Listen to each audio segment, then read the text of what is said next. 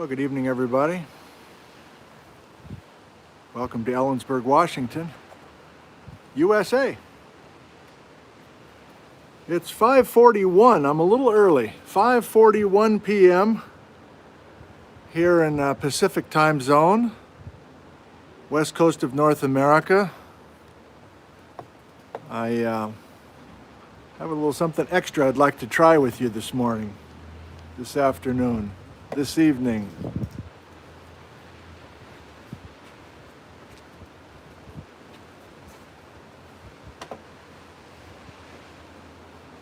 But first things first,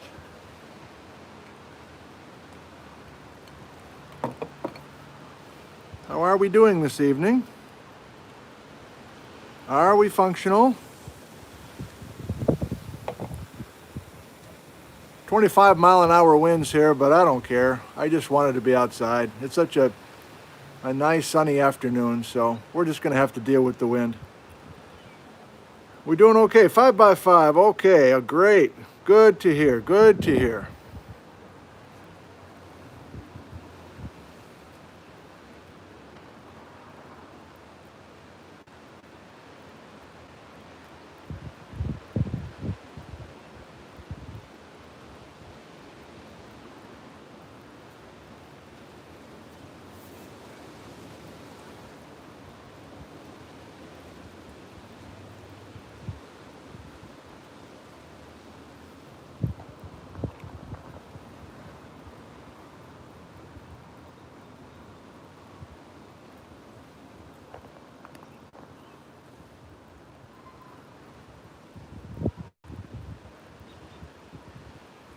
That'll work.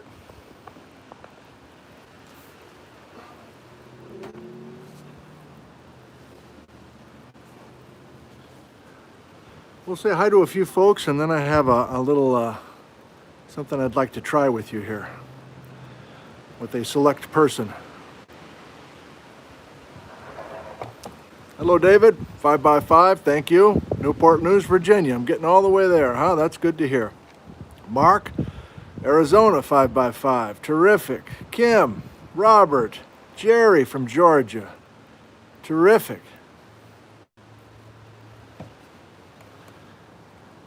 A bunch of comments that went quickly. This is kind of interesting. There's kind of a lag and then a bunch of stuff that screams by. That's slightly different than normal, but John from San Francisco, Maury Longo, 5x5, Pennsylvania, etc.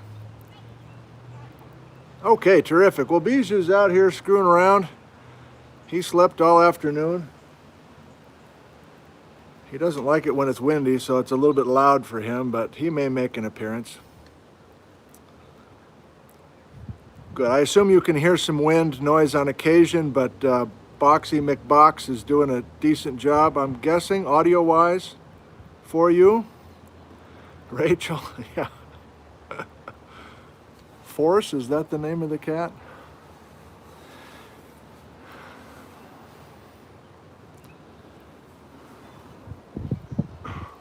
Okay, well, here's what I got up my sleeve. Before we do our normal thing about the schedule, and I've got some thank yous, I don't know if anybody's a real experienced YouTube person, and you can kind of think on your feet technology-wise, but I turned on Super Chat, and I almost feel wrong saying that, but I turned on Super Chat, and if you're not aware what Super Chat is, it's a way to have donations sent your way. Now, I don't want a bunch of people to do this. Basically, tonight, I'd just like to test it.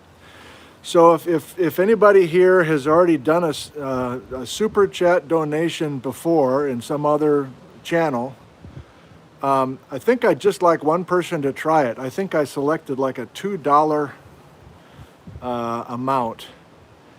And I just want to test it. I want to see if the $2 gets to me, where it goes. I mean, it was unclear once I set it up, the destination. I never did enter any kind of account number or anything. So if you don't know what Super Chat is and you're confused, just forget I'm even saying about this. But to the one person who knows what I'm talking about, there it is. It's that green thing. Where did that go? Old Salty, $5. Hey Nick, it works just fine. FYI, slow mode enable. Slow mode enable. See now? So I think that's it. I'm not looking for any more action on that front. Oh Lord, there was just another colored thing. Tom, $1.99. I like your precision, Tom. I like how you roll. So I don't want this to be a distraction tonight. That's why I started early. I think we're done with the Super Chat. I'm not going to like turn it off right now, but so this sounds out of character, doesn't it? I'm the guy who says I want to do everything for free. I don't want to deal with money. Money makes me feel uncomfortable. I want this community that we have built to be free and open and positive, and we've done that. Well,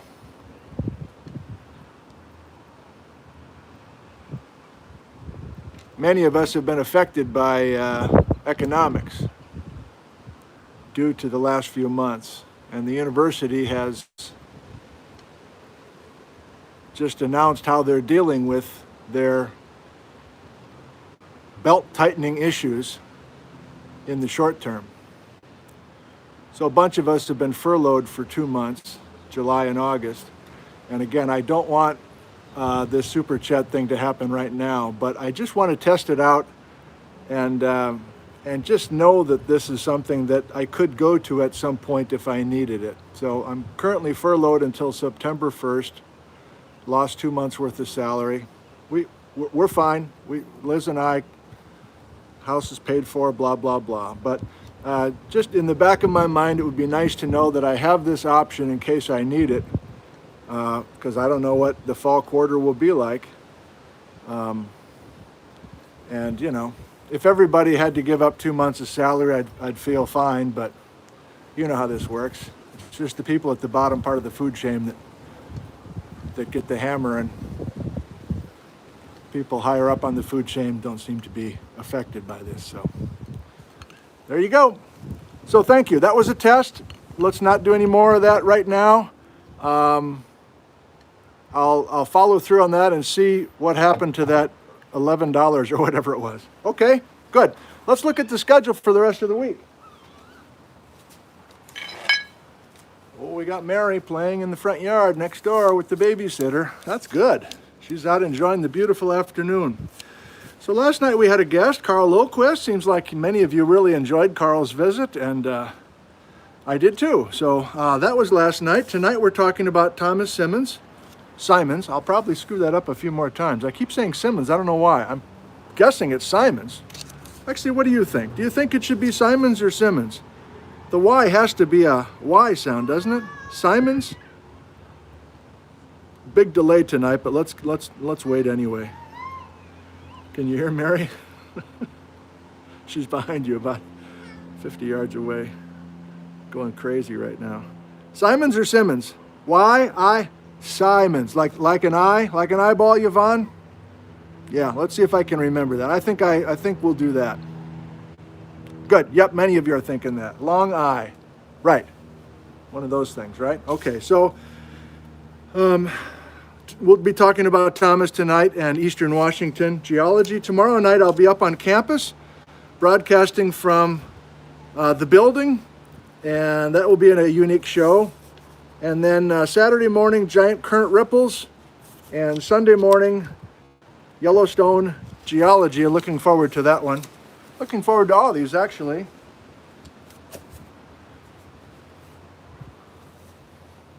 I don't think I need to be crouched down like that. I'll use the chalkboard when I need to. Otherwise, I'll have good posture like my mother taught me to have. Boy, that sun is strong right now. Summer solstice. I went back to look at one of the Brett's live streams we did, and it was like, early April or something. It's we've been doing these so long, you can kind of see the sun position in the sky, the position of the sun changing in the sky. And I guess it's going to start going back the other way, huh? What is it? Summer solstice is a couple nights away. Oh boy. Paperweights are holding. Okay, I've got quite a few thank yous, so I need to pick up the pace here. I sure am glad you're with us tonight.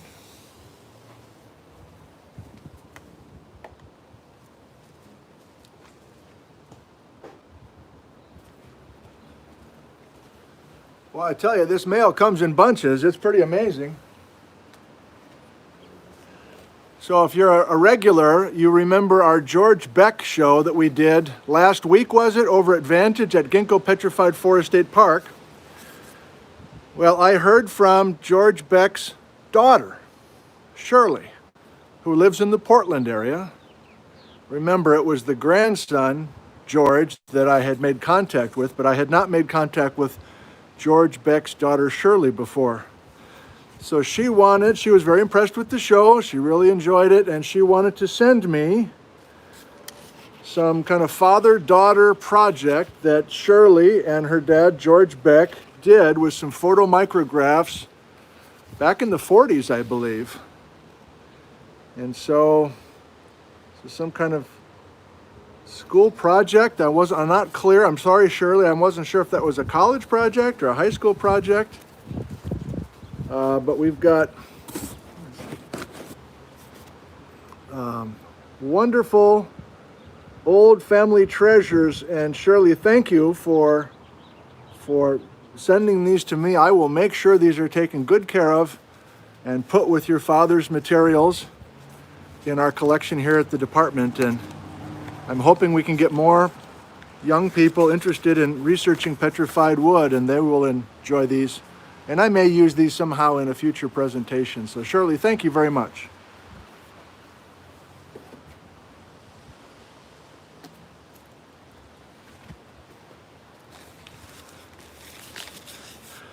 John from Tenasket has sent a few pieces of jade, etc. And he sent some wonderful photographs. I'll read this. Professor Nick, here are some pictures that I took from past OMAC suicide races, if you recall that show with Randy Lewis. This one is the only sport. Oh, I won't read that. Okay, John. Back when film was king, powered by Nikon. P.S. This is cheaper than buying you a WeBoost cell phone booster. Thank you, John. So these are some old, beautiful photos of John's relatives. Native American relatives. He's Native American. Amazing photographs, John. If you really did snap that with your Nikon. And did I get the name of your... I thought you said who this was. Was this your uncle?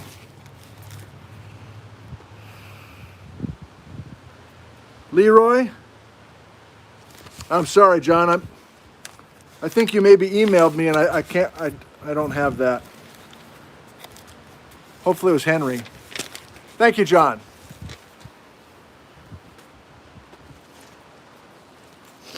Linda in Mount Vernon sent me an original document. The origin of the Cascade landscapes. I've seen this before. This is by Hoover Mackin. That's maybe a whole nother show where we need to do something on J. Hoover Mackin and Alan Carey.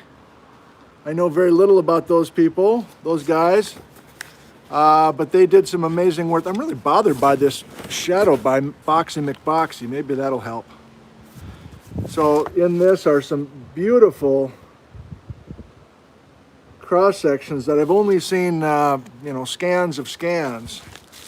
So Linda, thank you very much. I will get a kick out of using this, and I'll also probably use it at some point with a presentation coming down the road. And last but not least,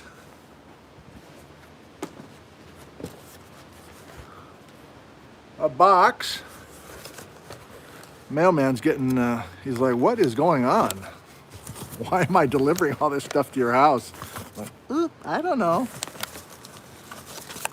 So this is to Nick and Liz thoroughly enjoyed this when she got home from school an hour ago. With thanks to Nick for sharing his knowledge of the Pacific Northwest geology with us, and to Liz for putting up with Nick spending so much time doing so. Allie on Mercer Island. I assume that's what MI means, Allie. Mercer Island, Allie? So this is from brownboxtreats.com. So it's like a little care package. It's like some Tim's potato chips. Jalapeno. Evelyn, do you like jalapeno potato chips? Ezekiel, do you like jalapeno? I might have to send them your way. I'm from Wisconsin, you know. And some, I assume these are all Washington products. Cougar Mountain Cookie and Nutter Butter Mount. I think Liz saw these. I'm like, I got it. You can't eat them yet. I got to thank the Allie. Oh no, this is the one she was eyeballing.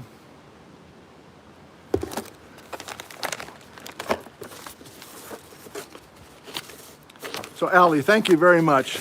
Much appreciated. And they will be gobbled up by our international travelers. So when I'm done with you guys, I'm heading over to SeaTac. And the flight's coming in at 11 o'clock. And my son, Max, 28, and his girlfriend, Corinne, have been traveling for more than 24 hours. They got out of Beirut, Lebanon, and they'll be arriving tonight. So I'll probably bring that whole box, and we'll just snack in the van on the way back to Ellensburg. So thank you. Okay. Oh boy. Okay, I'm not going to comment on the super chat. I just hope it's not a big thank you. I see numbers up there that embarrass me. Thank you. We'll try not to focus on that. I don't want that to be a distraction for us tonight. Great. Give me a couple minutes to collect my thoughts. I got something in my bottom of my foot at the moment, so I'll have to find what that is. And we'll begin our program at the top of the hour, just a couple minutes away. Thank you for joining us tonight.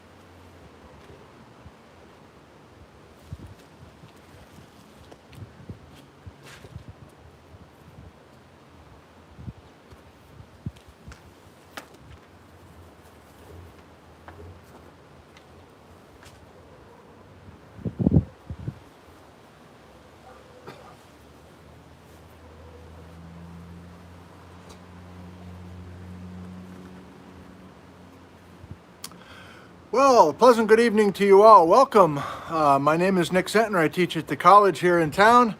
I'm a geology instructor, and I'm so pleased that you're with us tonight to talk about a gentleman by the name of Thomas W. Symons.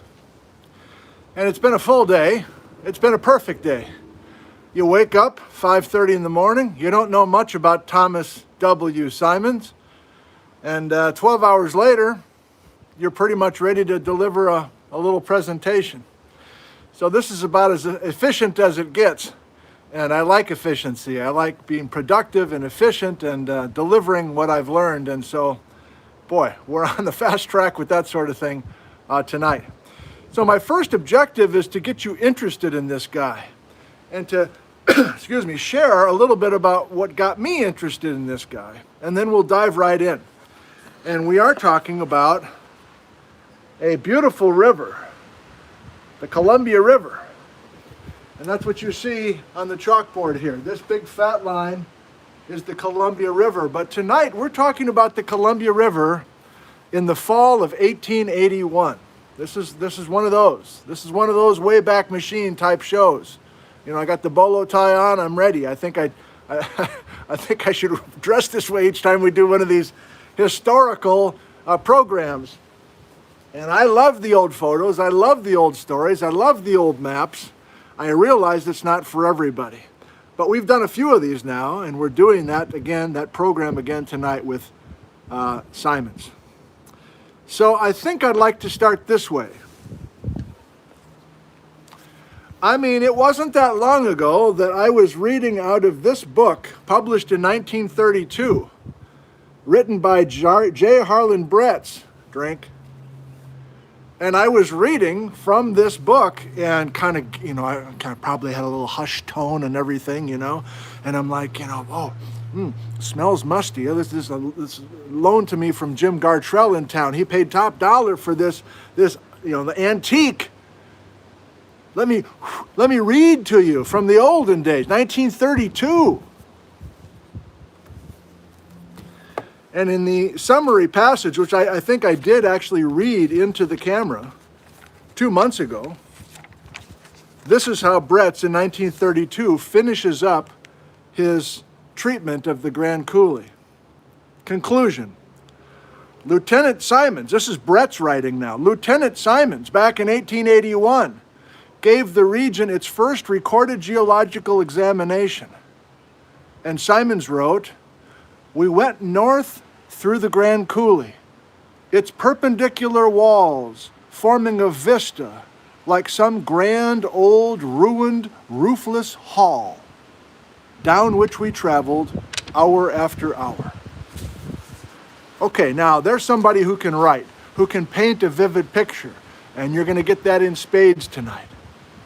Another one of these guys from the 19th century who can write, who can take us right there with him and not only be scientific about what he's doing, but also have the ability to bring us along with him. And so I'm really excited to share what I've learned about Symons with you. Now, you know what I like to do. I like to not only talk about what they did while they were here in Washington, but I want a little bit of the backstory. Who were they? Where did they come from? When were they in Washington? What stage of their life were they with us? And then if they left Washington, why and when did that happen? Another little brush with Symons. Again, I'm just trying to set the hook now for you. I'm just trying to get this hook into your mouth and do a quick little yank. Last summer, again, not that long ago, really. Seems like forever ago, doesn't it? Last summer? God, what a simple time that was. But Liz and I were on a vacation, we were on the plane, and I read this book by John Sonicson, which I've shared with you before, also on Bretz. This is really what got me seriously thinking about doing a program on Bretz, which I was going to be given in April of this year, but I don't know when we're actually going to deliver it to a live audience. But the point is, I contacted Sonicson after I read the book, thanked him, talked about what my interest was, which I really wanted to learn more about Bretz before he arrived in Washington, to set the stage for this amazing work that Bretz did. And he said, I don't know if I got much for you, maybe talk to Vic Baker. Talk to Vic Baker by email, of course.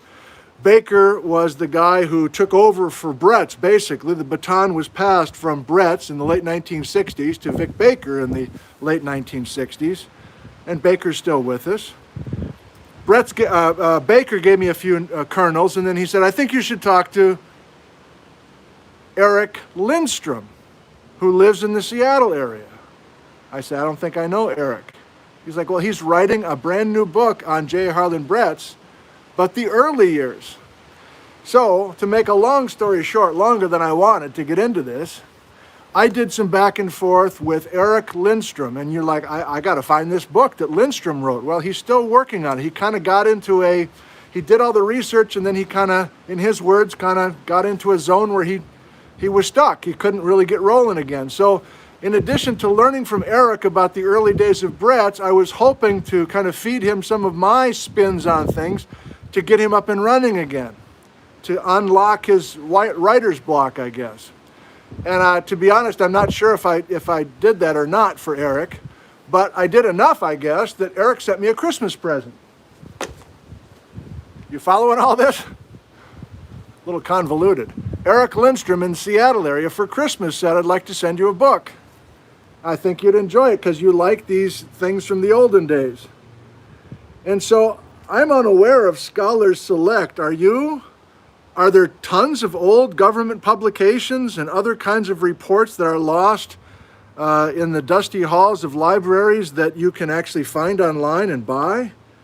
Because this is the main course of tonight.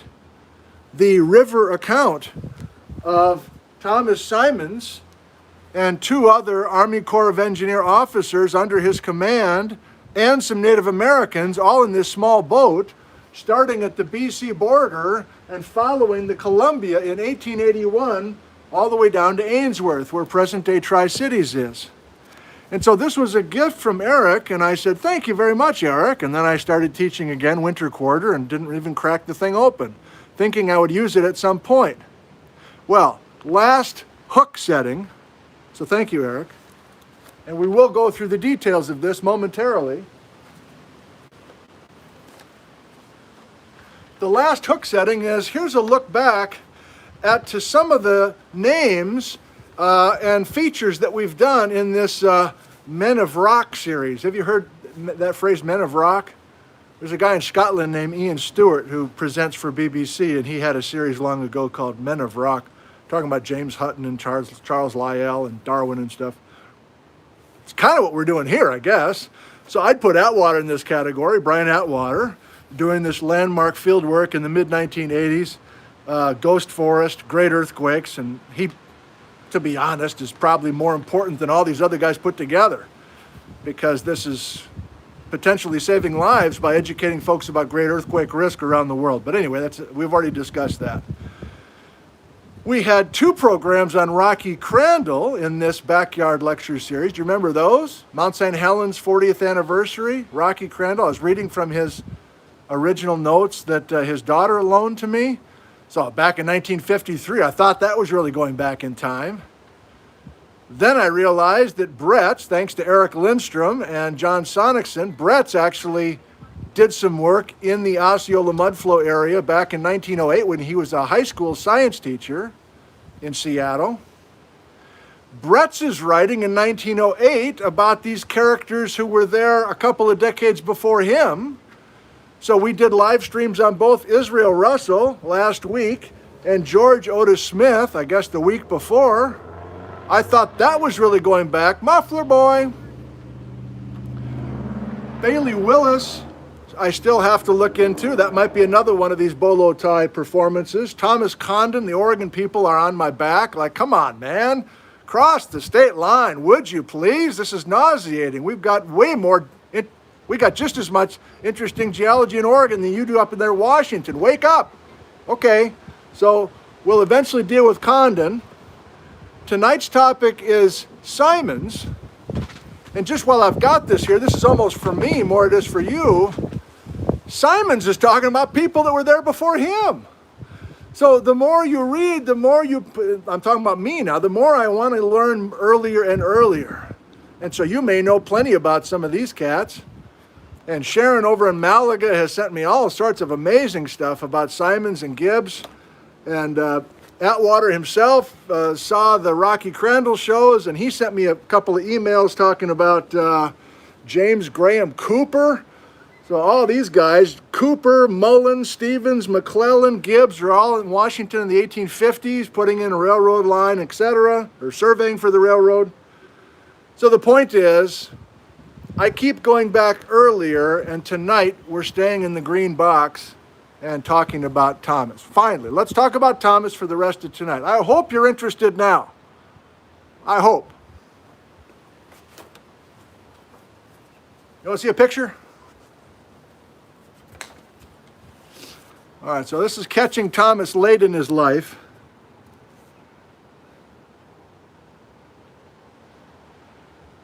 And that's the only photo I could find of Thomas W. Symons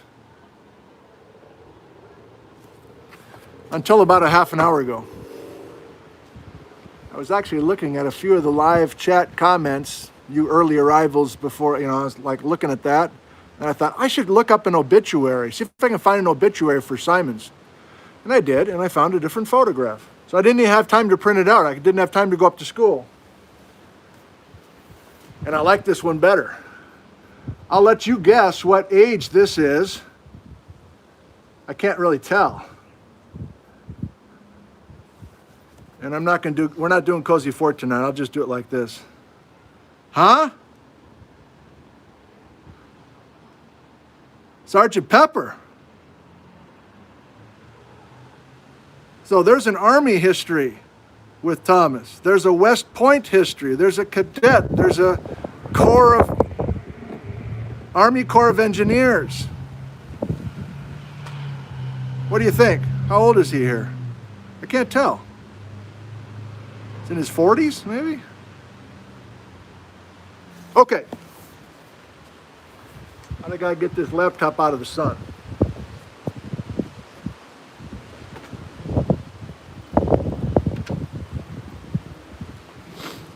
Okay, finally, it's time to get into Thomas and his details.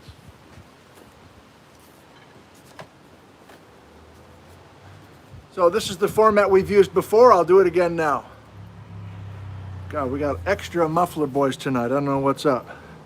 So Thomas Symons, born in 1849 in the state of New York. He does go to West Point, top of his class, graduating class of 1874. And he goes into the Army Corps of Engineers.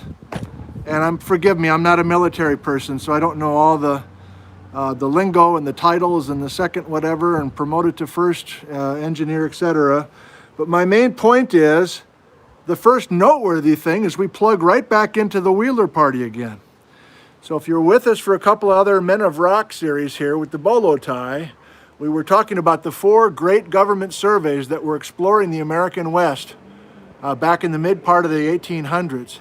And one of those government parties was the Wheeler Party that included Israel Russell, by the way. So Russell and this guy must have known each other during the Wheeler Party days. So they're exploring out west of the 100th meridian. Shout out Wallace Stegner, my favorite author. And so there's on-the-job training, as I assume, like a rookie surveyor with the Wheeler Party. And here he is at age 30, Symons, being sent out to the Pacific Northwest, the Inland Empire, as it was coined even back then, the Inland Empire. And he's supposed to start working on the Columbia River. And his job is to look at the Columbia River for potential.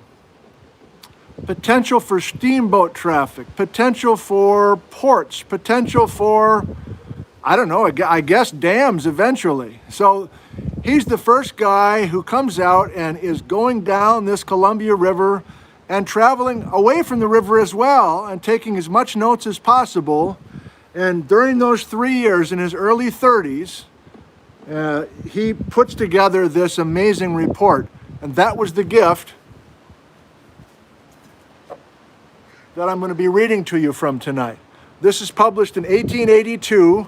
I did put the link to actually read this whole thing, this There's the title of it, by Thomas Symons, 1882. If you go down to the paragraph of text right below me right now, you'll see a link that you can click on to get your hands on this thing and read it. You even print it out if you want. But I've gone through it as carefully as I can. I didn't read the whole thing today, but I found passages that interested me and especially that plugged into stuff we've already talked about. Let's just finish out Thomas's life and then we'll go back to the main course, okay? Does that feel all right? So after the publication in 1882, there's intrigue.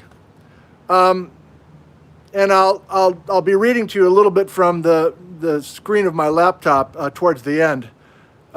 He's released. He's relieved of his duties in 1882. I don't know what the story is, but I can give you a build-up to that. He goes back east. He works in the Mississippi. He's in Arkansas for a while, and then he comes back out, 1886 to 1892, and he's doing more Army Corps of Engineers stuff. He's based out of Portland, but do you know downtown Spokane? Do you happen to know the block in downtown Spokane? I think it's on Howard and something else, whatever the cross street is. That's the Symons block.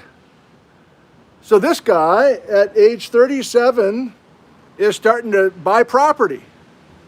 And he's heavily involved in the civic action of downtown Spokane, the Symons block. And one of his sons sticks around, Symons Jr., and starts a radio empire, apparently, in the early 20th century. But in 92, after the big fire of 89 in Spokane, as well as Ellensburg and Seattle, by the way, reasons unclear to me, Symons leaves Washington for good. And he goes back east.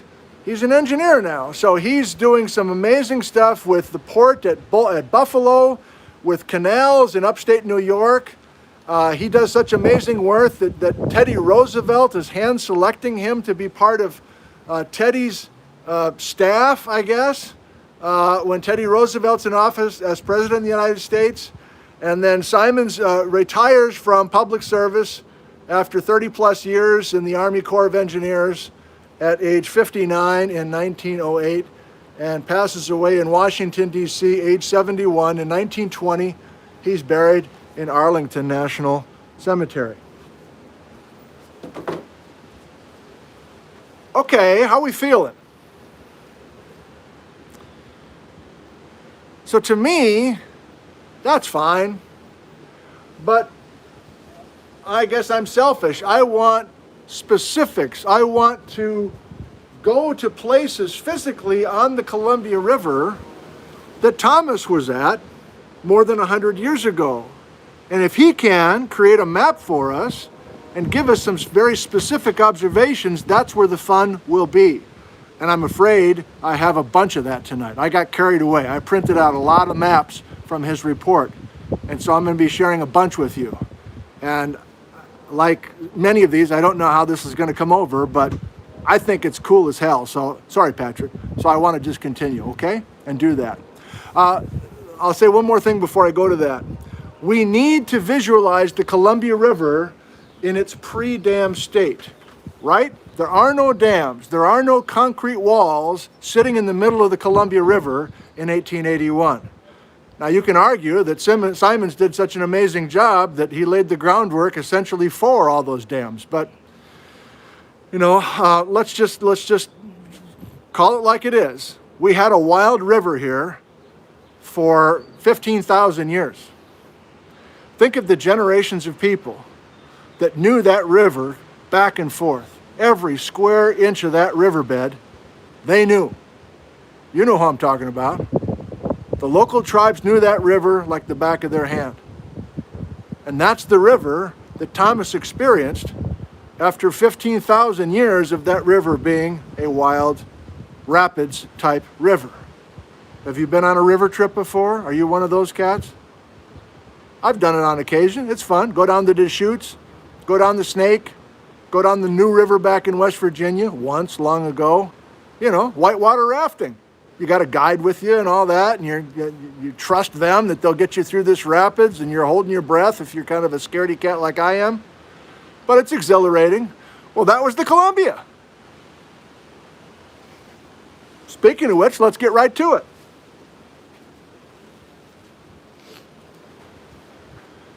I'm not going to start you where Thomas and his 2 Army guys, and I think there were 3 Native Americans, including the lead Native American that he calls Pierre. Pierre, who had history with the Hudson Bay Company, by the way, earlier in his life. So Pierre was a trusted veteran, experienced person, knew every square inch of that river. So these guys start up at the border. They're starting up where the Columbia River crosses into Washington from British Columbia. I don't know that country, so we're not going that far north. I'm sorry if you wanted that. If you're watching from that area, I don't know it. So we're past Kettle Falls already. We're past where the Spokane River has entered in to the Columbia at Fort Spokane. I'm bypassing that part of this journal, but it's there if you want to read it. If you know that part of the river well, go ahead. But I'm starting us. We're coming down the wild Columbia River. We're coming right past where the Nespelem comes in to the Columbia, an area that I barely know, but this passage is so good that I have to read it to you. In fact, Eric, with the Christmas present, had one little pink sticky arrow. He said, "You got to read this page." And I did, and I'm reading it to you now. You got the stage? We got one small boat with Pierre guiding Thomas and his other white friends down the river for the first time. Makin Rapids are the first bad rapids of the Nespelem Canyon. The river is here contracted in width, and the banks are steep and rocky. Settle in now. This is going to take a while. You okay? Settle in.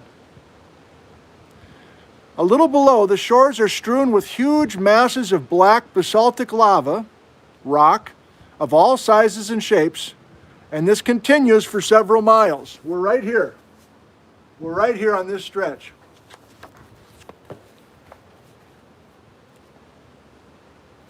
Forming a characteristic picture of Columbia River scenery, the complete silence and lifelessness added to the scene makes it exceedingly wild, almost unearthly. And so we plunge along swiftly through the rolling water, with huge rocks looming up, now on one side and then on the other. Every stroke of the oar is bearing us onward, nearer and nearer, to that portion of our voyage most dreaded, the terrible Calachian Falls and Whirlpool Rapids.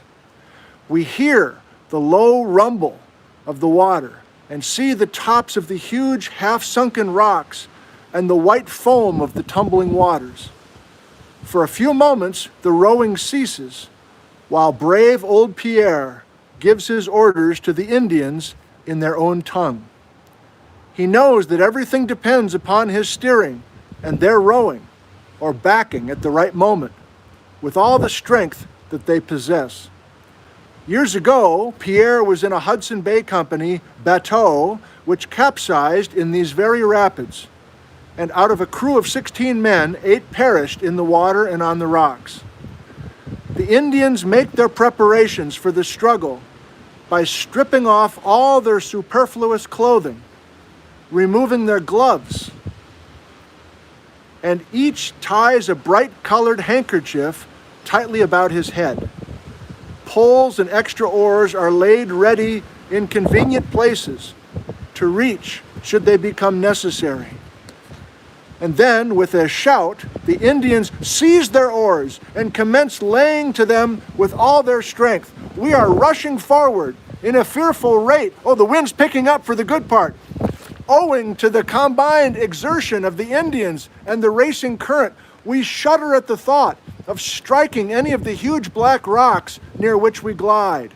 Now we are fairly in the rapids, and our boat is rushing madly through the foam and billows. The Indians are shouting at every stroke in their wild, savage glee. It is infectious. We shout too, and feel the wild exultation which comes to men in moments of great excitement and danger. Ugly masses of rock show their heads above the troubled waters on every side, and sunken rocks are discernible by the action of the surf. Great billows strike us fore and aft, some falling squarely over the bows and drenching us up to the waist. This is bad enough. But the worst is yet to come, as we draw near with great velocity to a huge rock which appears dead ahead. This is a scientific report, by the way, by a guy working for the Army. Has old Pierre seen it? The water looks terribly cold as we think of his failing eyesight. Then an order, a shout, backing on one side and pulling on the other, and a quick stroke of the steering oar, and the rock appears on our right hand. Another command, an answering shout, and the oars feud like willows as the Indians struggle to get their boat out of the strong eddy into which Pierre has thrown her. Finally, she shoots ahead and passes the rock like a flash, within less than 1 oar's length of it, and we shout for joy and breathe freely again. This eddy becomes a high stage of water, a veritable whirlpool, with the well at its center many feet in depth. Hence the name Whirlpool Rapids. The whole book's like that. I mean, it's not a book. It's not a novel. It's a report that gets into geology. He's the first guy thinking about geology. I doubt he had much geology training at West Point. I don't know that. But there wasn't, full geology departments at the time. He's a cadet from West Point. And yet you'll see his amazing ability to not only put us there, but to make important observations that J. Harlan Bretz himself is quoting on a regular basis. So let me back up for just a second. There is an intro to this to set the stage, and I feel I should read that to you very quickly.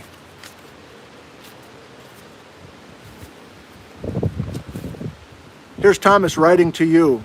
During the months of September and October of the year 1881, I made a voyage in a bateau down the Columbia River from the Colville Valley to Ainsworth at the mouth of the Snake River, making as careful a survey of the river and examination of the rapids as the time and means at my disposal would permit.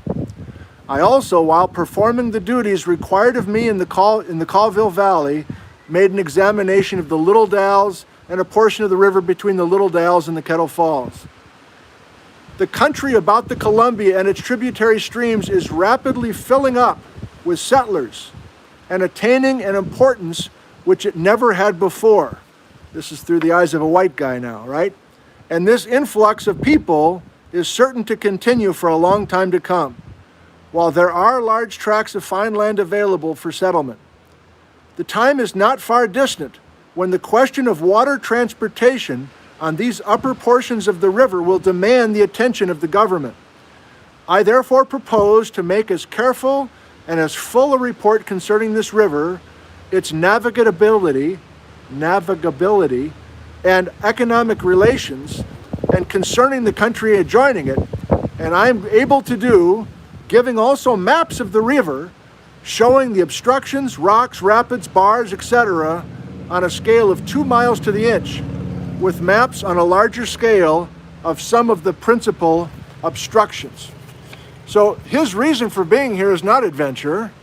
His reason for being here was to survey the river through the eyes of a surveyor, a cartographer, and a person who was looking to improve the river.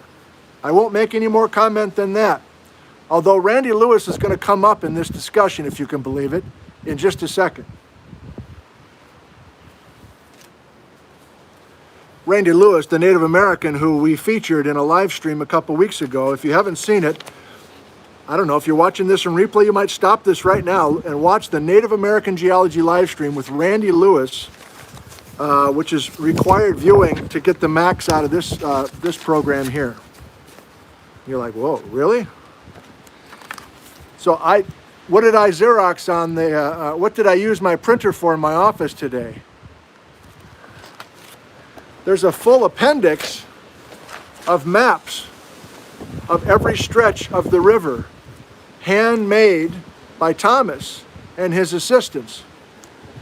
So this is the stretch that they just got through, including What is this shadow? What is this shadow? Over here? Oh, I need it. It's too windy otherwise. Okay, I'll just deal with it.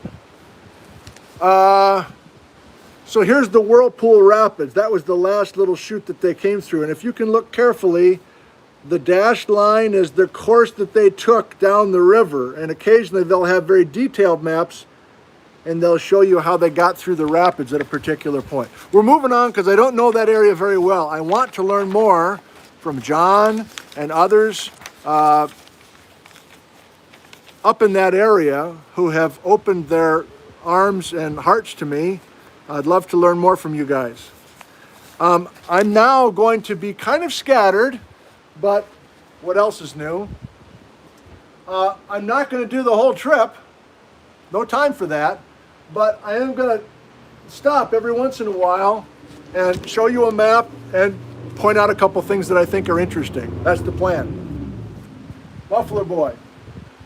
So here we are at Pateros, and then we come down and we're getting to the Chelan area. This is 1881. Muffler Boy, good Lord. And so here's Lake Chelan, of course, and Thomas is coming down the river. Now, unclear to me is he's visited on land some of these areas before his river journey. So he's in the Grand Coulee doing the roofless haul and all that. And so I don't have that timing worked out. But I think it's fun to see these detailed maps. And there's things that intrigue me. I don't know about you. So there's a little note on this one. White Bluffs Wagon Road coming into old Camp Chelan. So if you see a little red thing, that's an old wagon road that existed in 1881. And you know, now I want to do a program on wagon roads, the Caribou Trail and all that stuff, which I've never really learned. Okay, you ready for the Randy part? So it's, I don't know, it's about 10 o'clock this morning, and front porch, good morning sun coming in on the papers, having a good time, going through this journal, skimming. And then I get to this section. I guess I'll read the section first.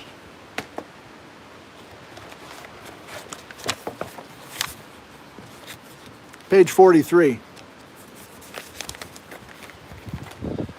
So now Thomas is down to Wenatchee.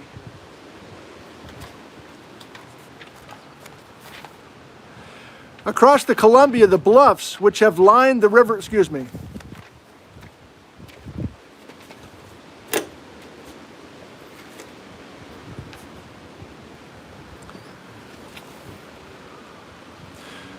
We're in the Wenatchee area now. Across the Columbia, the bluffs which have lined the riverbank pretty closely since Chelan was left, here break back considerably into more rounded hills, and it is possible that skillful engineering may, in time, bring a railroad down to the river at this point, if it ever becomes necessary or desirable. This has always been a favorite cross place with the Indians, and their trails lead from here in every direction. Next paragraph, 1881, early October.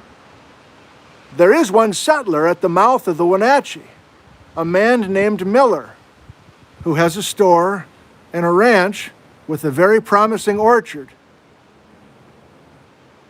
And I'm like, I think that's Randy's relative, Miller. So, again, Randy Lewis, who lives in Wenatchee, you'll have to see that show to know who I'm talking about. So here's the map of Thomas coming down from Chelan.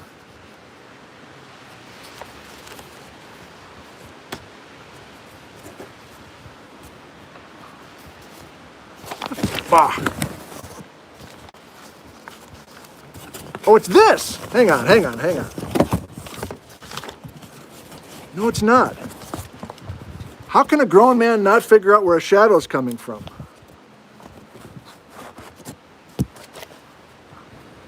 Do bunny ears. Give me a second, would you? This has driven me crazy for like 3 weeks. That's that. That's that. The sun's there.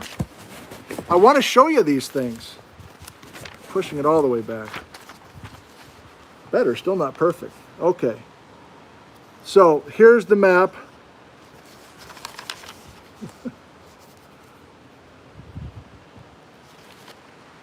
Miller's Ranch and Store. Okay, let me cut to the chase. So I text Randy. This picture, and he says, "Who dat?" Then I say, "Randy, do you have time to help me? I'm cramming this morning for tonight's Thomas Symons talk." And then I send him the map that I just showed you. And I said, "What is your relation to Miller, who ran the store in Wenatchee in October 1881? He said, "That's Sam Miller, my great-great-grandfather. I told you we're related." And so then we go, and then he calls me. And so I jotted down the notes in the margin of that map.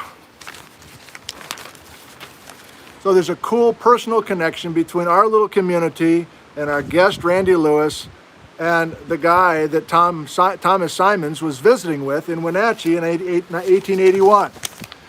So that was Sam Miller Sr., a white guy from Canton, Ohio. He comes out.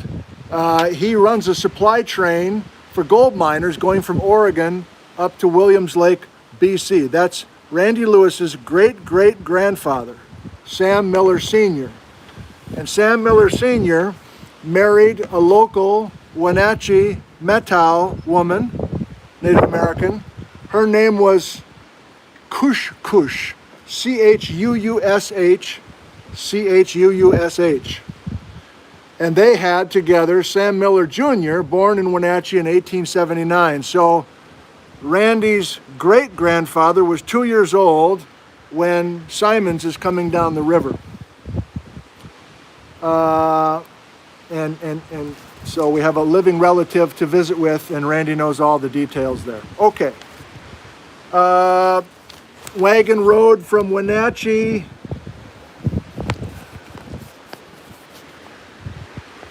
I'm going to lose my blankety blank here in a second. Over Colocum Road. There was a wagon road up and over Colocum at the time. I feel like I'm behind, but I don't think I am actually. Let's continue down the river. Would you like to? Now we're down south. So we visited with Randy's relatives. Now we're south of Wenatchee. And we are approaching, these are all original maps from Thomas Symons. And I've put some modern day places just to get us oriented. So here's the Rock Island grade, that road, if you happen to know it, really cool road. And we're approaching Rock Island Rapids.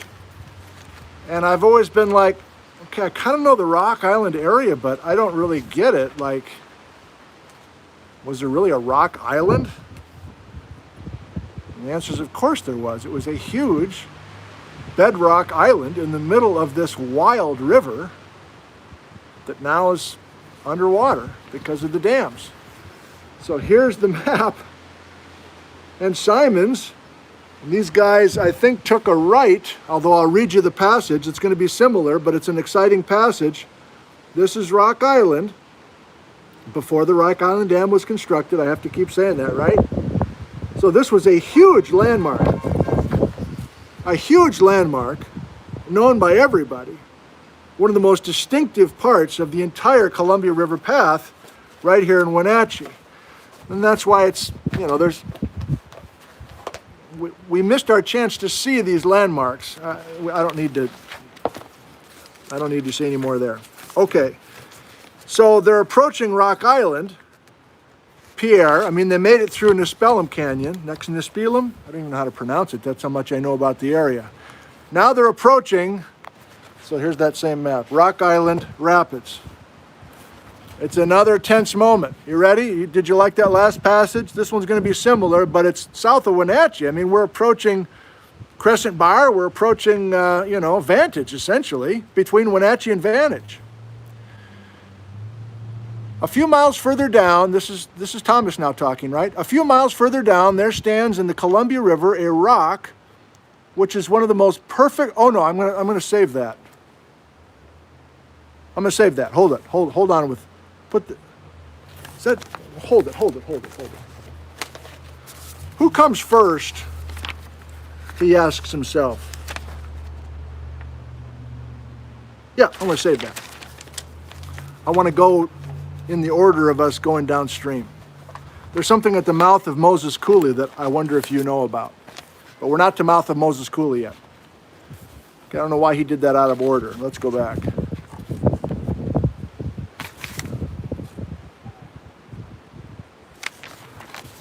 Oh, did I mark this incorrectly? Hang on now.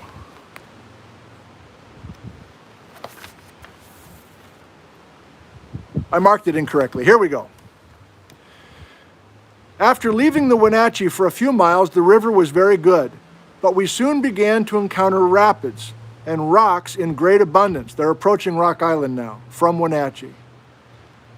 Looking down, we see almost a continuous wall across the river, formed by the uplifted island points, and around us bubbles and whirls the water over the sunken rocks, whose heads lie just below the surface.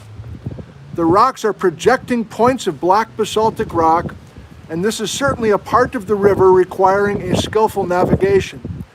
The rock-bound shores are steep and rugged. Do you know where we are now, right? We're kind of in the Malaga area, and we're leaving the Malaga area, and we're heading to that pretty steep wall right ahead of us. On we glide, winding in and out among the rocks, guided by the experienced hand of old Pierre. And soon we bring to bear a more decided roar and rumble on ahead, and to realize that we are fast nearing the dreaded Rock Island Rapids. Soon the boat is steered to the shore, and old Pierre gets out, and with his Indians goes on ahead to take a look at the state of things below, and determine on his course, rough the rocks, and explains to the Indians what they must do. Finally, after an animated discussion among them, it is decided, and all return to the boat and prepare for the passage, as at Nispelem Rapids, by removing gloves and all superfluous clothing and tying red handkerchiefs tightly about their heads. Choosing the right-hand channel, our boat hugs the right bank pretty closely, passing safely up the upper. Choosing the right-hand channel, our boat hugs the right bank pretty closely, passing safely the upper ripple, and apparently going straight for some jagged rocky points jutting out from the shore below. Before she reaches them, however, she is caught in an eddy, and it is only by the most supreme exertion that our oarsmen can get her out. Finally, she is free, and away she goes like a bird, shooting through between the jutting points and the large island into a main rapid, where she is almost engulfed in the tumbling, roaring waters. And on she goes into the river below, and then makes for the shore, and we go into camp for the night on the right bank, just below the rapids. So a similar account. I just think it's fun, and I guess kind of sad, to think about how wild that river was, and how it's not a wild river anymore. A little bit further downstream from that is this. And I'm like, holy cow, I've never heard of Victoria Rock. I wonder where that was. So I called Randy, bothered him again, and said, do you know about Victoria Rock? I sent him the photo. I texted him the photo. He said, oh yeah, that's Ugly Face. I said, well, do you have a story about Ugly Face? And of course, he told me this story, and I wasn't able to write it down, and probably wouldn't be appropriate for me to tell you the story. It's not my story to tell. But it was a story that involved lessons about being faithful, and if you weren't faithful, you became an ugly face. But these guys, whether they were doing a joke or not, thought it looked like Queen Victoria. So they called it Victoria Rock because they thought that profile look like Victoria. I guess Queen Victoria, or maybe somebody's girlfriend Victoria, I don't know. Well, it's underwater now. So I said, Randy, where is that? He said, well, it's just below Cabinet Rapids. And I pretended I knew where Cabinet Rapids were. And I went to Google Maps. I looked for Cabinet Rapids. I couldn't find Cabinet Rapids. And so I Googled, not Google Map, Googled Cabinet Rapids. And it's underwater. Mouth of Moses Coulee. So let's go back to Thomas's map. This is getting kind of disjointed, but I'm having fun. Hopefully you are too. Yeah. So here's Thomas's map where they managed to get, look at how big that is. Look at how big Rock Island was before it got submerged in the 20th century with standing water. And so now they make it through, they camped on the right bank, and now I've went back and forth between these maps and Google Maps this afternoon to make sure that I had the right locations. I'm quite confident. So here's where Moses Coulee comes in today, and here's Thomas's map, and right there at the mouth was Cabinet Rapids, and then just downstream from that, there's Ugly Face. Victoria Rock. Before you big that river takes that big turn, which it still does today, of course. All right, let's pick it up. Well, I hope the audio is okay. I didn't expect it to be this wild out here, wind-wise. I thought it was supposed to die down a little bit. Famous last words. You know West Bar, you know Crescent Bar, possibly. Here's Thomas's map of what the river looked like in 1883. Potholes Coulee coming in on the Grant County side. Here's the Quellamine. Oh my God, the Gorge Amphitheater. Let's go listen to Bob Dylan. I don't know if Thomas was alive in 1994. Would he have gone to the Dylan show with Joni Mitchell on Twin Bill? Smoking pot? I don't know. Would they have been there? Now there's an old road that apparently dropped right down to the river at where the Gorge Amphitheater is located today, the Old Wagon Road to Walla Walla. Here's where Gary Fabian lives at Sunland Estates. And Gary took me out on a boat when we were filming a program, and he said, I want to show you something, Nick. And I'm like, yeah, what's that? He said, I'm really intrigued by this thing that's high up on this basalt wall. So I looked at it and I thought, we gotta fly a drone here. We gotta get close to that thing that's up there on the wall. Well, I wasn't the first person to see the thing. What am I talking about now? Oh no, can I not find it? Hang on, Patrick. Oh no, I didn't mark it. Give me just a second, would you? This is too good. Oh, they're already down to White Bluffs. I can't find it. No, can I?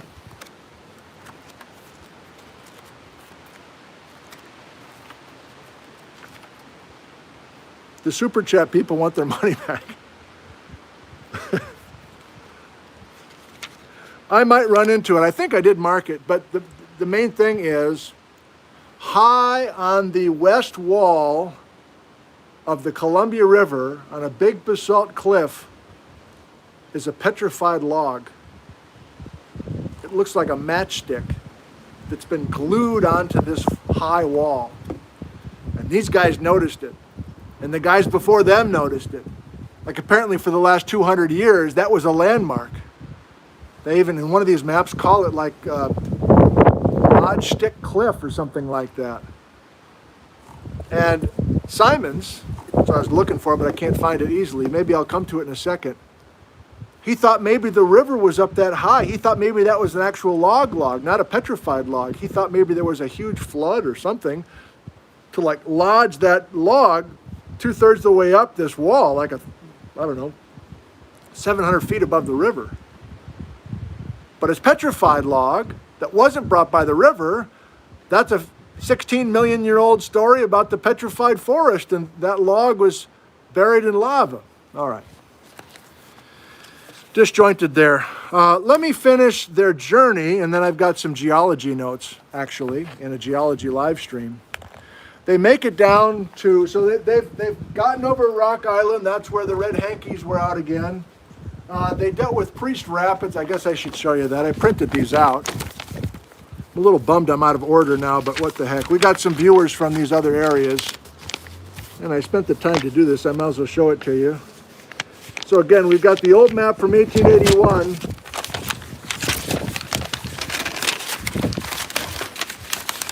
He puts the book between his knees, like a boss. We're in the Vantage area now. Here's where I-90 is climbing out and heading to Moses Lake.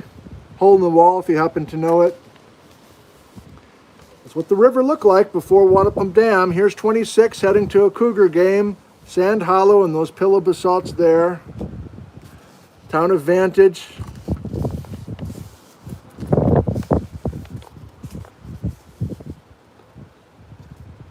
He called it Crab Creek Coulee. Compton, he called it Sentinel Gap. I think he named it Sentinel Gap. Thomas did in 1881. Now if we get south, if you're watching from a distant land, I'm sorry, these are local places now. Mattawa, we're south of Sentinel Gap in mid-October 1883. Here's a series of rapids, all collectively known as Priest Rapids. Desert Air, Joe might be watching tonight from Desert Air. And then a big hard turn here when the Columbia comes up against the Umtanum Ridge. Another wagon road that goes towards Kittitas and Ellensburg. Okay, I promised that I'm finishing the story. That's the end of the maps that I printed out. And if you've lost track, this is Thomas Symons' life, and we're still just in the green box. We're in the fall of 1881, and next year, 1882, he's going to be relieved of his duties. And I don't have evidence or proof of this, but I think this last passage at Tri-Cities, when they're done with their journey, might have something to do with it. I'll let you kind of decide, I guess. So they're done with their big 2-month river trip. Thomas, the 2 white guys under his command, Pierre, and the 2 Indians that were the guys who had the red handkerchiefs.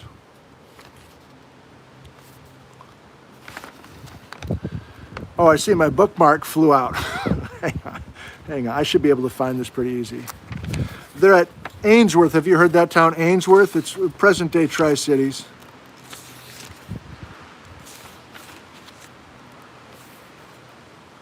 Here we go. The town of Ainsworth is situated on the right bank of the Snake River, about a half mile above its mouth. It's at this point that the Northern Pacific Railroad crosses the Snake, and here are the company offices of the Railroad Division, built in the midst of a bleak, dreary waste in which for many miles around sagebrush and sand predominate. Ainsworth is one of the most uncomfortable, abominable places in America to live in. He's talking about the Tri-Cities before the 20th century.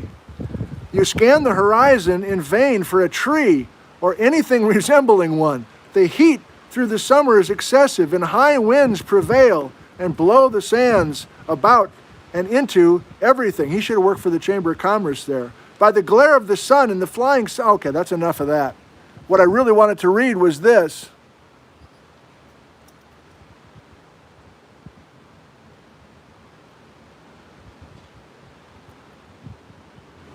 We drew our boat upon the bank, put the oars in her, and abandoned her. The Indians were very much interested in everything about the place, Ainsworth, and I explained things to them as well as I could. This is Thomas talking. I paid them off, gave them tickets back to Colville, and each a letter of recommendation.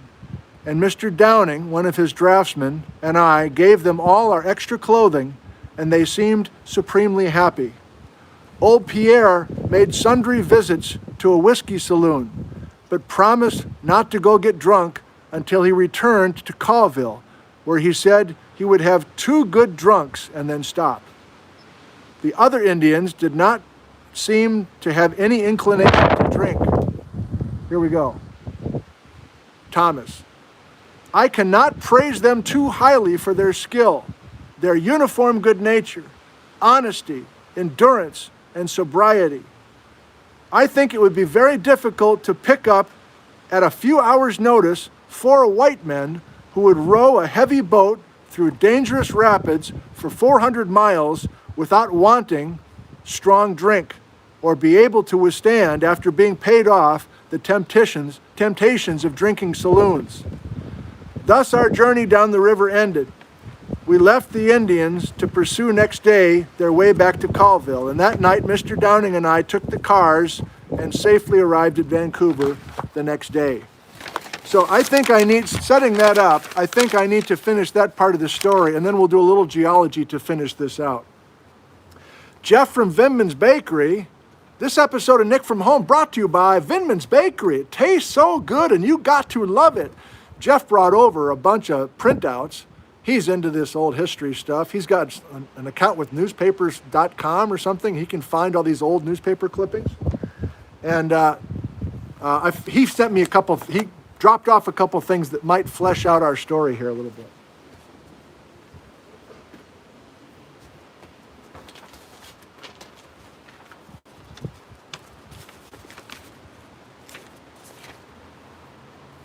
Hang on, Patrick.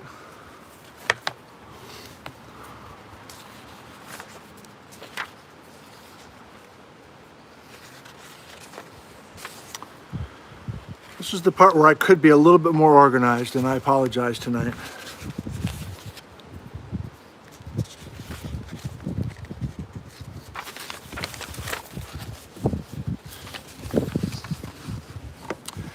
This is back in 1880.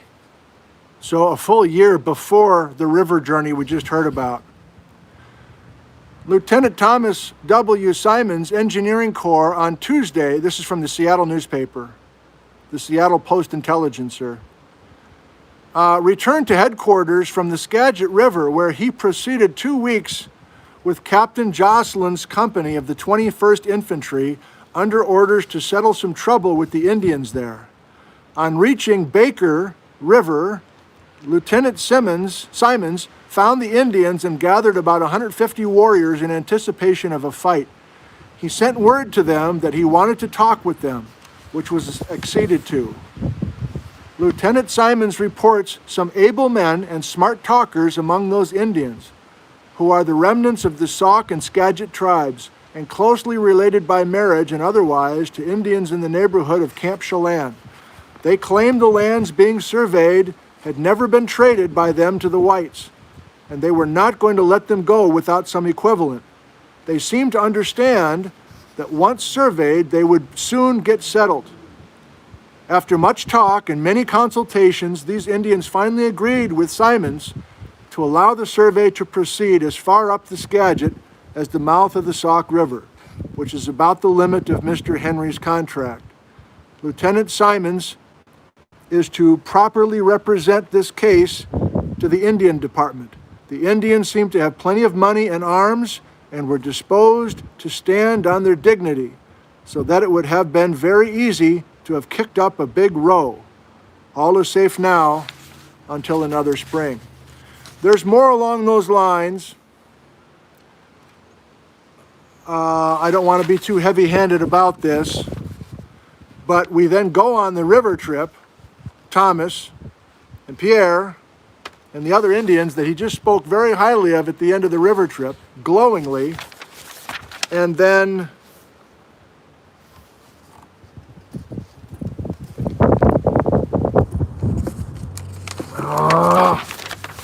Here,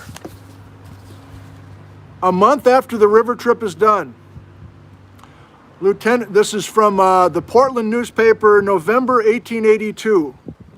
Lieutenant G.W. Geothal's Engineer Corps reported at headquarters on the 21st and has relieved Lieutenant Thomas W. Symons as Chief Engineer Officer of the department. The transfer of the property is now being effected, and upon its completion, Lieutenant Symons is directed to comply with his orders from the War Department. The following paragraph is in a general order issued in the case. In the discharge of all the duties devolved upon him while serving in this department, Lieutenant Symons has proven himself faithful, zealous, and highly competent. His work has been important in character and performed in such manner as to the deserved special commendation, which the department commander takes pleasure in thus publicly expressing. I don't know, am I reading too much into this? Or did he take some sort of stand on behalf of the local people that were so helpful to him? Maybe I'm reading too much into it. So he's transferred. Symons is transferred to the department in St. Louis, and he starts working on the Mississippi River and that sort of thing. There's all sorts of other articles here, and it's 7 o'clock. So I'm going to skip over that. Thank you, Jeff, for all the stuff, but I don't have time for it. I do want to finish with a little bit of geology, and then I guess we'll do a little bit of live Q&A, although, you know, I'm telling you everything I've learned in the last 12 hours.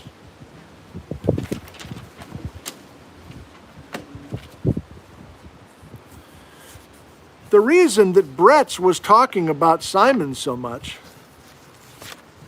is because our friend Thomas Symons, who's gifted at making maps, was also making maps that talked about geology, not just surveying the river. So we finally found our man, the first guy to actually propose something called Ancient Lake Louis. And if you're unfamiliar with the concept,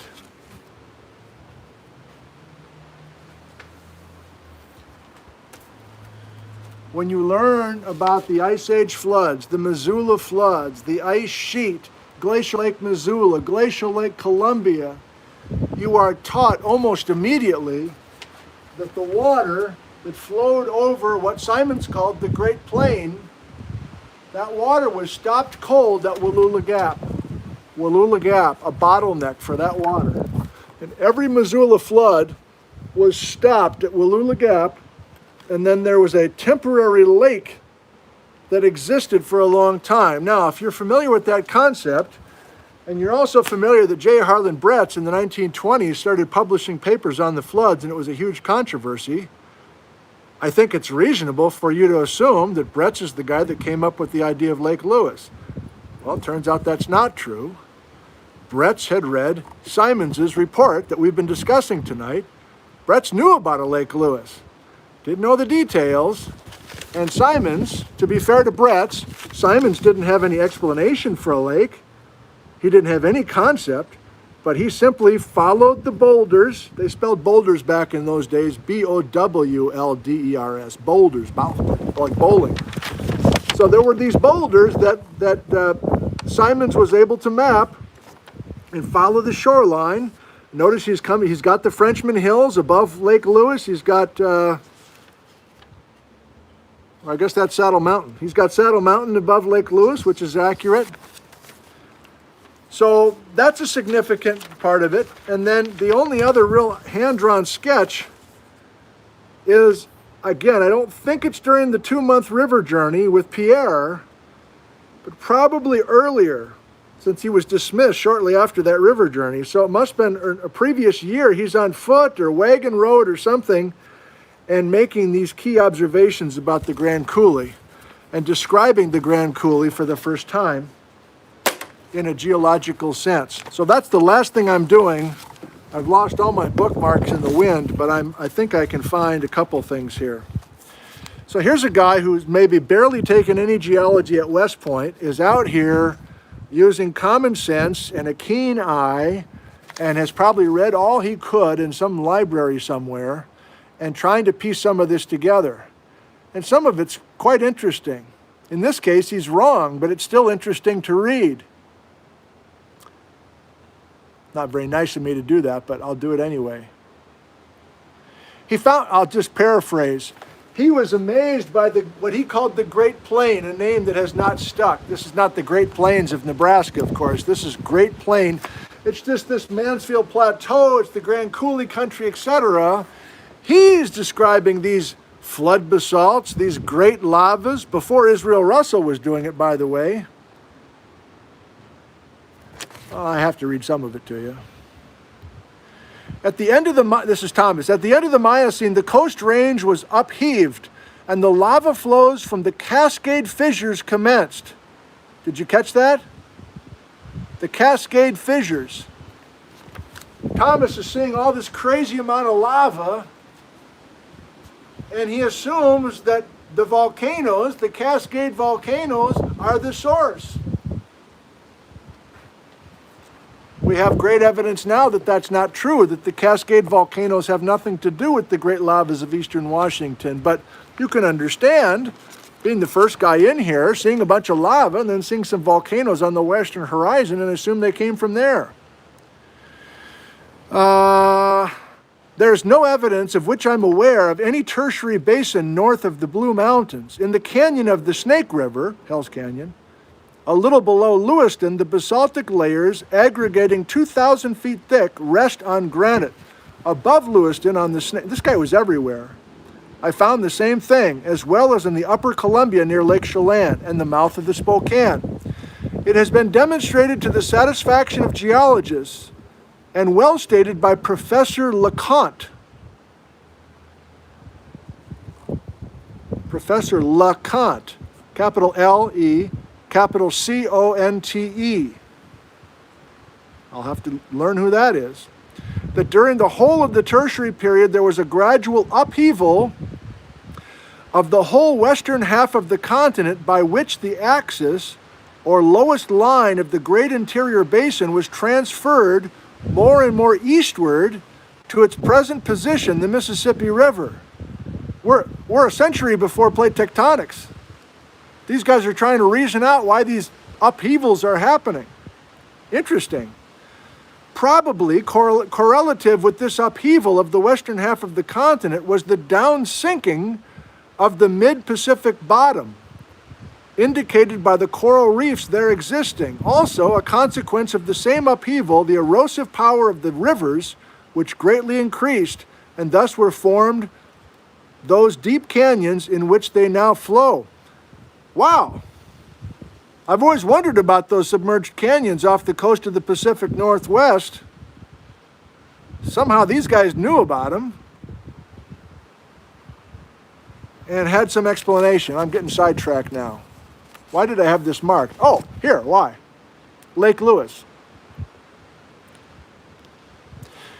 During the Champlain epoch following, so that's the most recent glacial time, this Great Plain was covered with a great lake, leveling off the upper surface of this boulder formation, filling up the cavities with earth and spreading over the top of the layers of pebbles and soil. To the north of the plain, there are several well-defined terraces, like the Great Terrace north of Chelan, indicating the different sizes of this lake, from the greatest to the final and least size, after which it was finally drained away in the succeeding terrace epoch by the Spokane River, cutting its way through the obstructing rocks. A new study of the Yakima country shows the existence of a grand glacier fed by the numerous branches about the heads of the Yakima and Natchez. Uh-oh, we're wrong here. Sorry, Thomas. And moving to the south and east, he was imagining a huge ice sheet coming out of the Cascades. All right, I'm gonna cut him off before he does more damage here. He's spitballing now. There's a section on the Grand Coulee. I'm not gonna read it. I'm not gonna read it. Okay. I'm going to finish right now with a little bit of his obituary, and then we turn to you. We turn our weary eyes to you. I just did some screenshots quickly before we started. Here's a little article from the Spokane paper, doing a little bit more Spokane bent to it. From an obituary, I think, or maybe just a general article. Captain Thomas W. Symons of the U.S. Engineer Corps was born in 1849 in New York, attended West Point in 1870. He came west to work on the Columbia River in 1881 and helped shape the foundation of Spokane. As a civil engineer, Symons helped design Spokane's first power-generating waterways. He bought and lost in the 1889 fire the first Symons building at First Avenue and Howard Street, then constructed a two-story brick building in its place. He moved on from Spokane, but his son, Thomas Jr., stayed. The elder Symons returned to the Northeast and helped design important waterways, including the Erie Canal. He was commissioned by New York Governor Teddy Roosevelt to inspect the state waterways in 1898 and followed Roosevelt to the White House in 1902. He became a top military aide, master of ceremonies, and manager of food, decor, and White House finances. Symons died in 1920 at the age of 71. Back in Spokane, his son, Thomas Symons Jr., tore down his father's modest edifice and built the current four-story Symons building in 1917. He was also a pioneer in local broadcasting. In the 1920s, Symons Broadcasting Corporation owned radio station KPFY, which became KXLY. Over the years, the Symons building was home to many companies such as Senfelder Brothers Bakery, an ice cream shop, and groups such as the Mooses, the Elks, the Oddfellows, etc. An improved order of Redmen meant there. The son, Symons Jr., died in 1941 at the age of 52. And we will finish with the original obituary, which is very fuzzy text, but I think I'm going to try to read it anyway. From a Washington, D.C. paper. This is 1920 when he passes away. Colonel Thomas William Symons, U.S. Engineer Corps, retired, died on November 23rd at his home on New Hampshire Avenue in this city of acute Bright's disease. His illness extended over a period of 5 years. Mrs. Symons and a son, Noel, were with him when the end came. He's also survived by a daughter and a son who's still out in Spokane, and 4 grandchildren. Colonel Symons was born in New York State, blah, blah, blah. Okay. In the early 90s, he was delegated to the task of making a new survey of the boundary between the United States and Mexico, after which he was ordered to Buffalo, New York, where he planned and supervised the construction of the world's largest breakwater in the harbor of that Buffalo lake port. On finishing this commission, Colonel Symons was summoned to Washington at President Roosevelt's personal request to become his military aide and serve in the important capacity of superintendent of public buildings and grounds. 2 years later, President Roosevelt, by means of a special act of Congress, obtained him for special leave of absence to serve as a member of the New York State Barge Canal Advisors Board and consulting engineer of canals for that Commonwealth. Interment was at Arlington Cemetery on November 27th.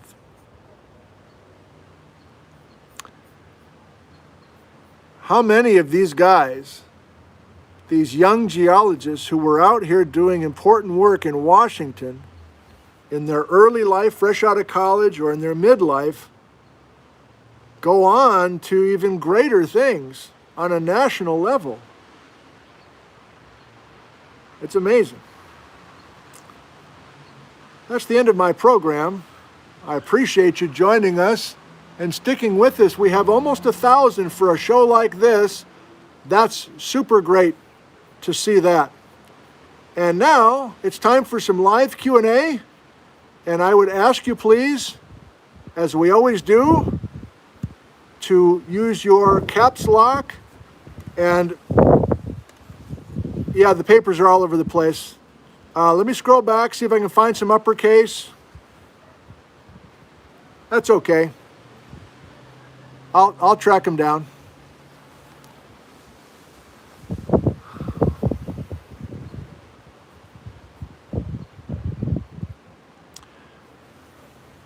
Tom, you want me to talk about the Younger Dryas? We're talking about this fella tonight. Thanks for your question, though. Okay. So we might not have any real questions here. How old is the Columbia, says Gene. Interesting question, Gene. Thank you. The Columbia River, as we've discussed a few times maybe, cuts right through the heart of the Cascade Range. And so the Columbia River has to be older than the Cascade Mountains. Plus, 16 million years ago, some of the great lavas of the Great Plain followed some sort of Columbia River Valley through the Columbia River Gorge area and got to the Oregon coast. So my answer, Gene, is the Columbia River is at least 16 million years old, because that Columbia River helped get some of the great lavas into western Oregon and even a little bit of western Washington. How much older than 16 million? That's a different question. It's maybe thinking about when did we start uplift in the Rockies at the headwater of the Columbia. Okay, I do have to get that stuff. Those are some of the gifts. Hang on a second.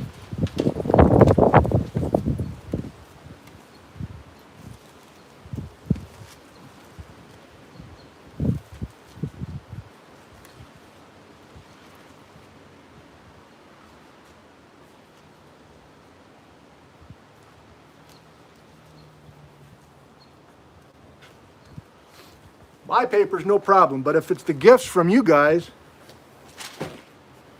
John's photos, I gotta get those. Let's do a few more.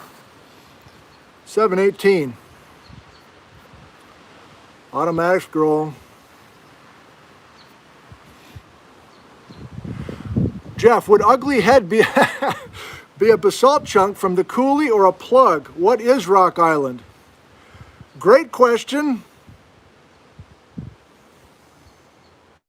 From the photos I've seen, like here's a book I showed you quickly at one time. This is a book by Randy and William Lehman. And William is a local Wenatchee person who loves old photos and publishing and acquiring information. So he worked with Randy.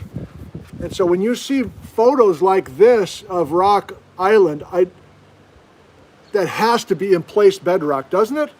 That has to, those aren't boulders sitting in the river. So Rock Island, for whatever reason, is a resistant portion. I don't know, I'm thinking right now, maybe that, God dang it. Hang on, Patrick.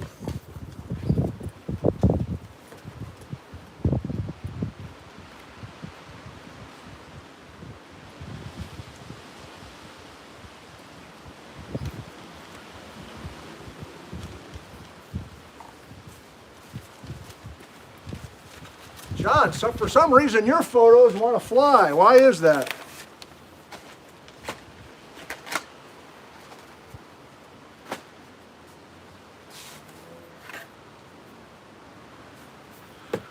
I should have stretched out before I did this show.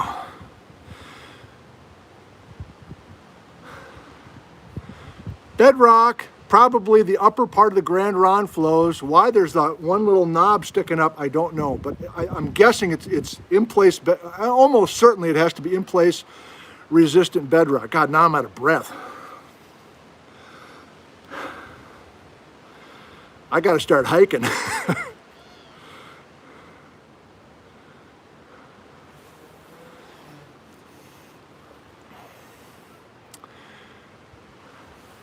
Any clue how big Symons' boat was? Let's look at the ugly face photo again, if I can find it. It's a sketch. It wasn't very big. Oh, come on, come on.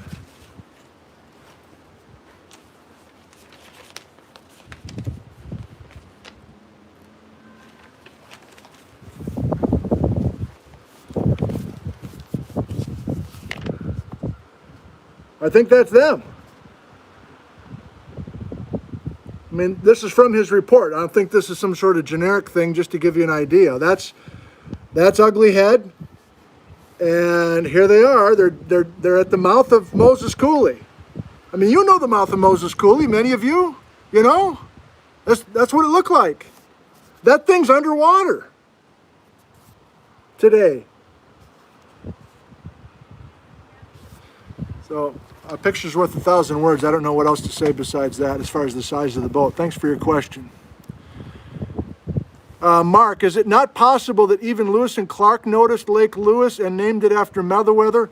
In the report, Symons says, I'm calling this thing Lake Lewis, and I'm going to call it after Meriwether Lewis. So, Lewis and Clark are coming down the Snake. You can't see it. Lewis and Clark are coming down the Snake in, what was it, 1804, 1805? I forget the dates. And Sacagawea and all that, or Sacagawea, sorry. And then they get out of the chalkboard pretty quickly. So I'm not sure they had much of a chance to see erratics like Thomas did.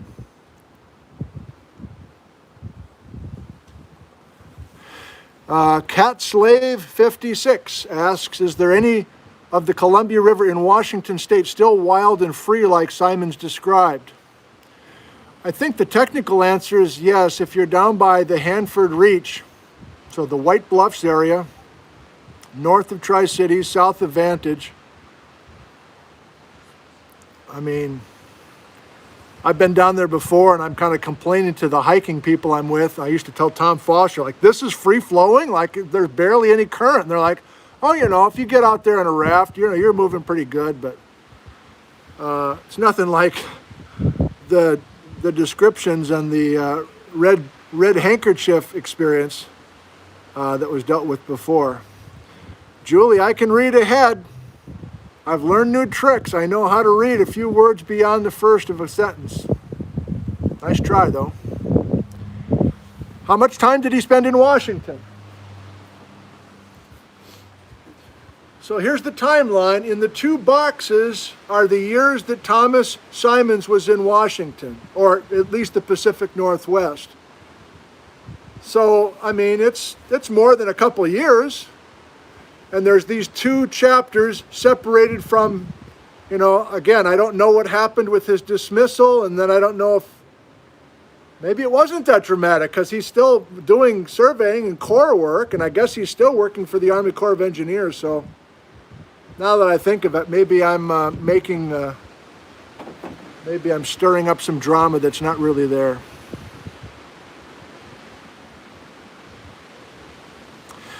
Joni, did Randy know much about Symons's by stories handed down?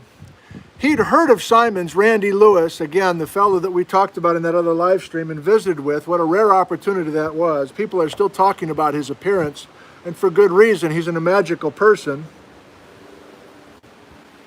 By the way, you want to see Randy's grandpa,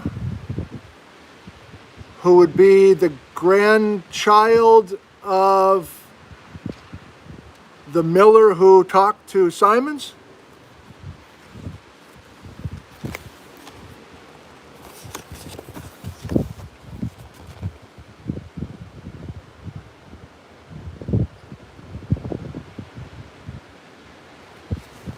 Randy Lewis's grandfather, Jerome Miller,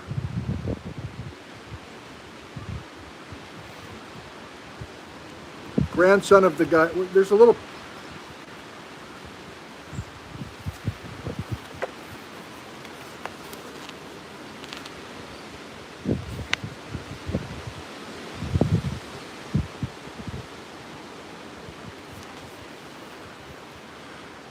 So maybe, I don't know, I'll call Randy again, or maybe he'll see this. Maybe Randy heard some stories from his grandpa about his grandpa meeting Symons. I don't know about Priest Rapids, I'm sorry. I don't know a lot about the origin of a lot of names. Automatic scroll. Do I know about the USS Thomas W. Symons, the Liberty ship named for Symons? No, I don't know that, Letha Lee. Thank you. Yeah, he had a high enough profile that I'm sure there's plenty of honors that deservedly were given to him.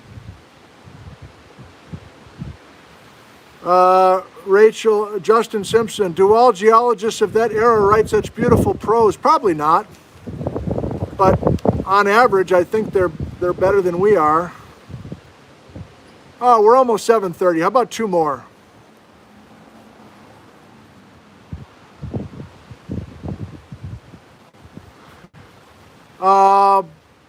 Papa Gino. How did the early geologists know the geologic time of rocks? Interesting question. Thank you. We're in the 1880s. Radiometric dating has not been discovered yet. That's coming around the turn of the century, so we're 20 years too early for that. I think the simple answer might be fossils. And a little bit of correlation with knowing different kinds of fossils, and that's really going back to the men of rock in the United Kingdom and how they were able to make some discoveries involving large expanses of time and looking at evolution and looking at these lineages of different kinds of fossils. That's maybe my best answer. There's probably other ways that they did it, but I don't know. Commonly in reports like Thomas's, he's talking about kind of casually like, the lavas happened centuries ago. I mean, so some of these guys are writing geological reports and just thinking in the order of thousands of years. So we've made a tremendous leap forward in comprehending at least some of the time that we're talking about. Joe, can I recommend another professor for Oregon and California geology? I got to do a program on Thomas Condon. I don't know if I can promise it for next week, but I kept running into him today as well. So he's really the main guy for 19th century Oregon geology. I'm assuming you're talking about that time frame. And California, I mean, even the giants like G.K. Gilbert, they're too young for this story. So I don't know, Whitney, and you can just go to place names, and oftentimes they're named after important scientists. I don't have a good answer for you. Okay, I think that's enough. Let's look at the schedule the rest of the week.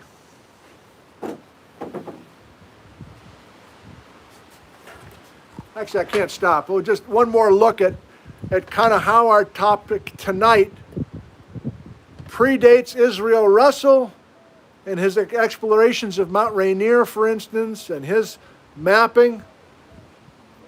And Brett's, of course, that's almost yesterday compared to this stuff. Not really, but you know what I mean. And I love this so much, this kind of thing so much that, again, probably not next week, but I'm eventually going to take Sharon and other people's help and probably work something up on Gibbs. I think there's a lot there. Atwater sent me, I don't know how many links for James Graham Cooper.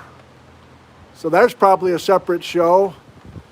It's a question about how much work they did, how much you can find online. Okay, I got to stop.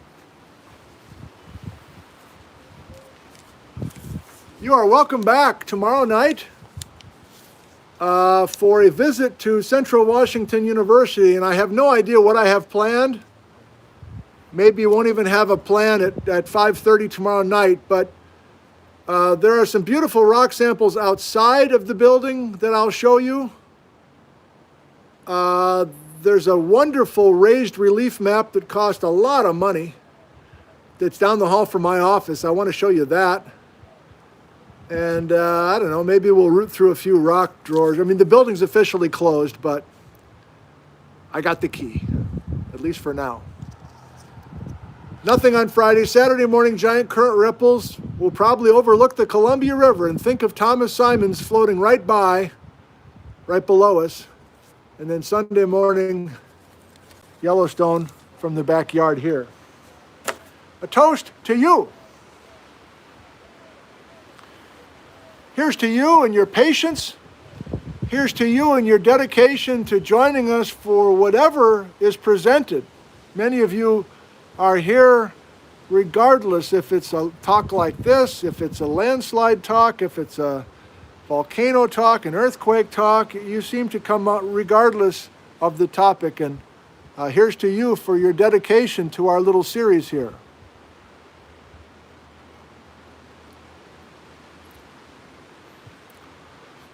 Of course, here's to your health.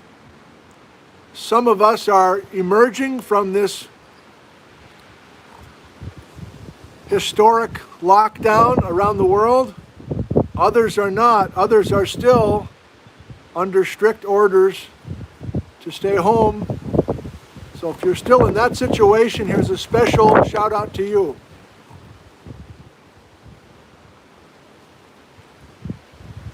And the health of everyone within earshot.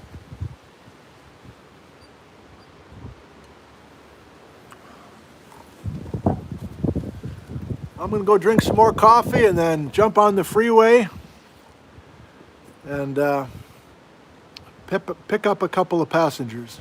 So, signing off tonight from Ellensburg, Washington. Probably should have been on the front porch for all these maps and everything else, and the sun's already behind the pine, so maybe we'll... Thank you for joining us. I love you. Good night from Ellensburg, Washington, USA. He reaches for the X, and here it is. It's under my thumb. Under my thumb. Under my thumb. I'm gonna feel reality. Reality. Yeah.